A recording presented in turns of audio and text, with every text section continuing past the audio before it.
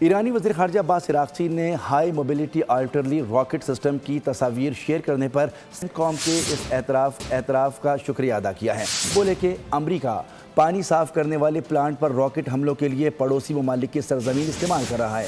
واضح کرنا چاہتے ہیں کہ جب ہم ان سسٹمز کو نشانہ بنائیں گے تو کوئی شکایت نہ کرے۔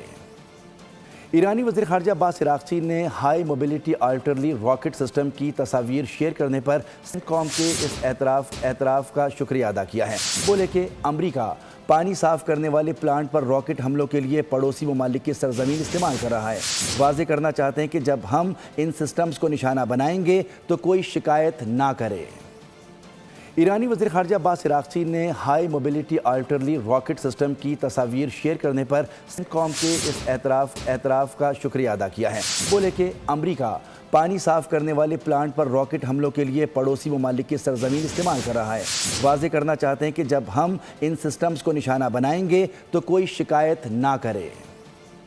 ایرانی وزیر خارجہ عباس عراقچی نے high mobility artillery rocket system کی تصاویر شیئر کرنے پر سندھ قوم کے اس اعتراف کا شکریہ ادا کیا ہے۔ بولے کہ امریکہ پانی صاف کرنے والے پلانٹ پر راکٹ حملوں کے لیے پڑوسی ممالک کی سرزمین استعمال کر رہا ہے۔